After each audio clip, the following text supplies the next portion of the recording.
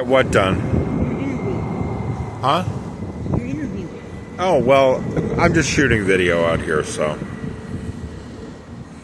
we can do that later, but you want to talk about your night and your morning and everything, or Sure, what do you want? just, Well, my night was... well, introduce yourself. You don't have to give your full name, but like Oh, your first name, your age, and I'm Kristi, 56 years old, live on the streets of Seattle. how long have you been homeless? 12 years, Okay. maybe 14.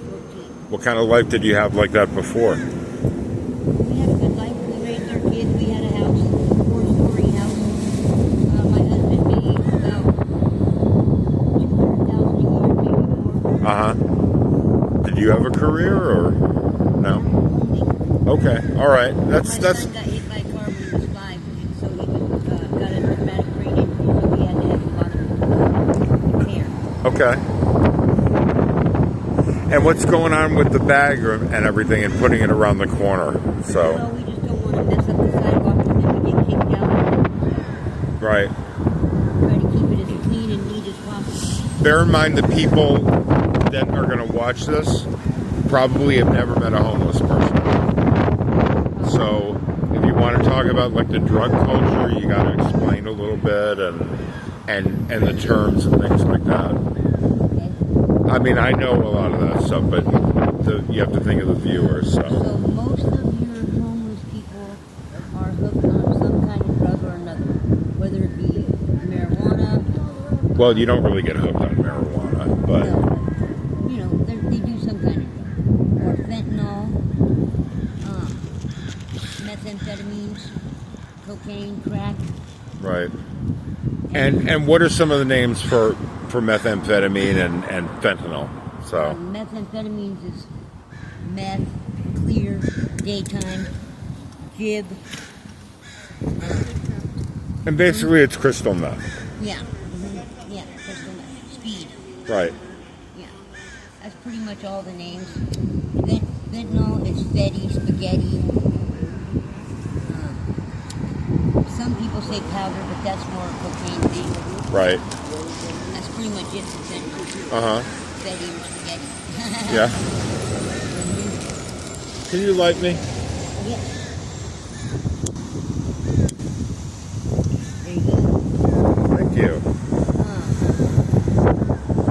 A lot of us eat through donations through the REAP program or... And there are places within a 2 or 3 blocks where you can get food, right? Yes, Every day. they're very gracious. That's about the only What kind of food do you get? peanut butter jelly sandwiches or ham sandwiches, chips, water, maybe some fruit snacks, Nutri-Grain bar, Right. stuff like that. So nothing too fancy. The church, they cook hot meals. It could be spaghetti, goulash, fettuccine, rice, tuna casserole, or anything like that. And then they usually have a dessert, which is multiple choice. Right. Cake or cheesecake or pudding or cupcake or donuts or something like that. Okay. Coffee, juice, water. Pretty good food. And are you an addict or a user? What do you normally do? What? Hold on a second. I don't want to talk about my... You can talk about it. I'm just not going to put it on camera while you're using it, and the cops aren't going to care. So don't worry about My that. family doesn't know. Okay. Well, I'm not. Okay. So don't give them the link. Nobody's Well, getting my famous daughter over this. looks at stuff like that. So Yeah, but I'm I'll just. just tell it was early on. Okay. I was hooked on pain pills, and then and that got too expensive, so we went to heroin, and of course heroin disappeared when the blues came about. Right. Fentanyl Which failed. is probably better because you don't have people sharing needles on the street. Yeah, I never used needles. Right. And then of course when the blues started getting scarce, because And blues are the blue fetty pills. yes, Yeah. Fetty Okay. pills, yeah. Yeah. You know, one of the things I've noticed is every area has their own slang about drugs. Like people called them blues in Tucson.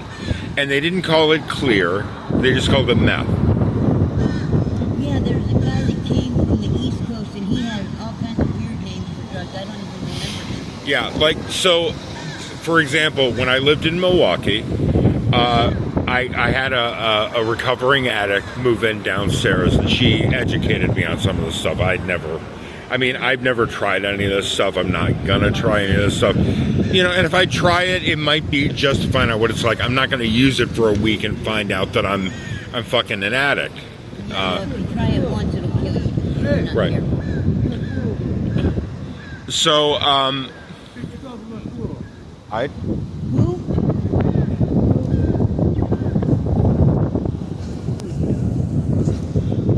and there's Amy's stuff. We're waiting for her to come back from her eye appointment. Anyway, so back in the really early 2000s, in the Chicago, Milwaukee area, cocaine, crack, whatever, was called boy. And heroin, Fetty wasn't really a thing at the time. They called it girl. Heroin, girl. Oh, yeah. Yeah. So and then Philadelphia had their terminology, and Los Angeles has their terminology. It's a dialect. It's yeah. Yeah, Seattle, the heroin was called black. Best I know. Yeah. Like for black tar heroin or something? Yeah, okay. And what they call crack. China white. Right. I don't think anybody's seen any actual China white in a long time.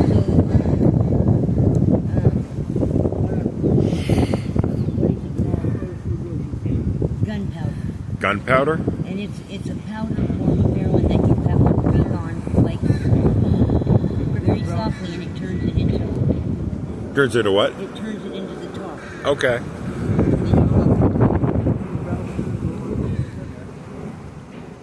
I didn't see anything, Kevin. Did you drop it on the other side, maybe? I saw you putting foil into one of your bags. Yeah, that's about it. I didn't really want to do Betty, but I couldn't find her nose, and I wasn't ready to quit using it at the time. Right. So I did. I've overdosed one time. It had to be Narcan by my husband, and that's it. Talk about Narcan a little bit, what it is. 'Cause I used to have one that was an injector that you put into somebody's thigh. Yeah, but now it's all the nose spray. Yeah. So talk about that, what it's for, how you use it. Narcan is a save your life drug, basically. If you're overdosing, you can... On Fetty. On fentanyl. Right. Yeah, okay. There's one that you put in the nose and you put like this, and it shoots it into your nostrils. Within 5 minutes. Yeah, we had someone that had overdosed in the park, and I heard they'd use 8 doses on him before they took him to the ambulance, or to put him in the ambulance. Yeah. Okay. I had to Narcan someone 11 times and give CPR to get them to revive. Do you have any Narcan? Can you show that? I mean, I don't have it. don't worry about it. I had Amy, who's got the red wagon. We were down in the park, and she had just gotten well, and she pulls out her Narcan, and she's like, "Do you know how to use this?" I'm like, "No." And she's like, "Everybody should know how to use this." And she takes out the instructions, and she's going to read it to me and talk about it and show it. And she started nodding. Yeah. I can show you that. I mean, she's like Narcan. And then quits talking and starts mumbling. Right, and then her head's getting lower and lower until she's practically laying on the pavement. Yeah, it's pretty simple. You open the package, you stick the thing, it's self-explanatory. Right up the nose, you push the button. You push the button, okay. And Yeah. you know. And it sprays it up there into their sinus. Okay. And in some cases, you're supposed to cover their nose.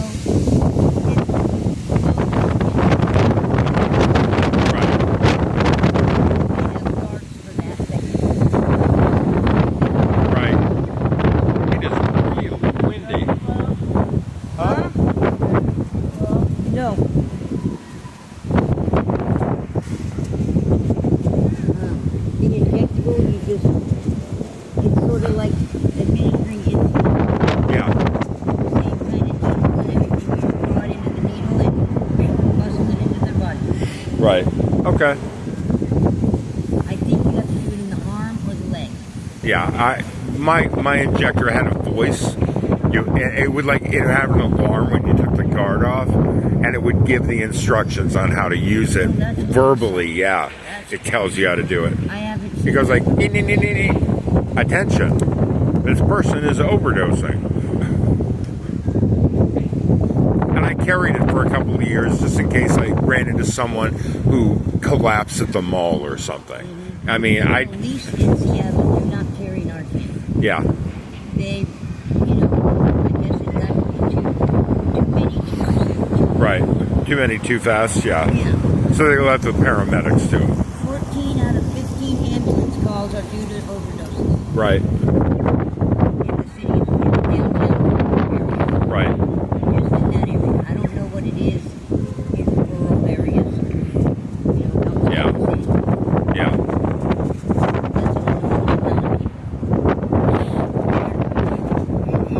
Well, there's supposed to be like 20,000, at least 20,000 homeless people in the Seattle area. At any time, you could be walking over a dead person and not even know it. Right.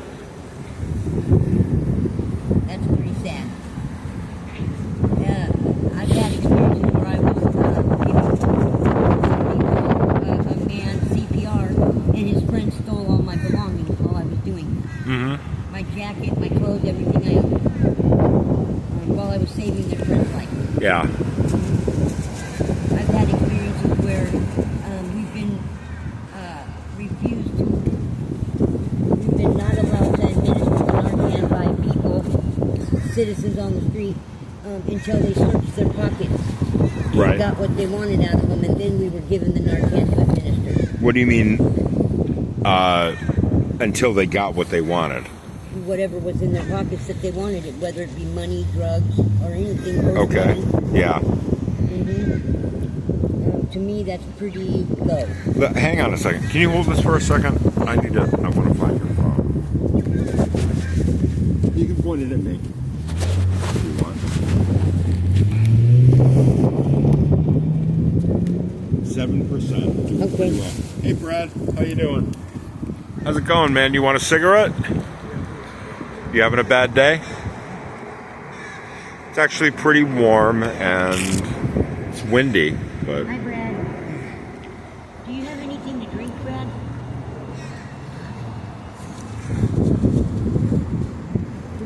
I'm going to take the video off now, Okay. and we'll shoot some more later. What happened? What happened, man? This is where the big white It was a big whitehead? The whole thing. Right there. Oh, yep, right here. I see. Oh, it's starting to swell again, Brad. You need to go to the hospital. Because otherwise you're going to end up like this. Seriously, you need to go. That's an abscess of some kind. You got something in it or something. Which means you've got an infection. It's probably MRSA. Yeah, it probably. And you're going to... What? Well, you can't not ask people. You can't make people stop recording on a street. I won't point it at you, man, but... He's not going to record you. But yeah, I suggest, now I see it really good. It's really starting to swell, Brad. It's all like right here, and it's really swelling underneath here. Yeah, that's going to get a lot worse in the next day or two if you don't get some antibiotics. Like, maybe a sliver or something like that.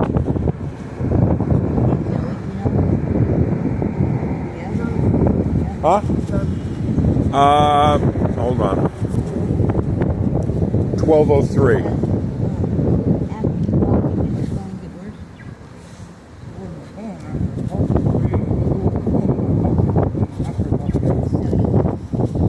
That's what happens when you get cellulitis. It's opening a little pimple or something, and instead of the infection leaving your body, it goes deeper into your cells, deeper and deeper and further out, and then it just runs through your body. And cellulitis leads to MRSA. Well, MRSA actually causes the cellulitis. Well, MRSA. Okay. I mean, that's my experience. I don't know. Okay. normally they're led MRSA's a bacterial infection. and so that's what's in the cells. Well, no, it gets into the cells, and that's then it starts. and the reason it's MRSA is because it's multi-drug resistant. That's what the MR stands for. Multi-drug resistant Staphylococcus aureus. It's a staph infection. Right. So it's not gonna give him MRSA. The thing is, he's got the beginning of an infection. If he can't fight it off, let's just keep an eye on it, Brad, for like the next 6 hours, and I'll run you over to the emergency room myself and hang there if I have to.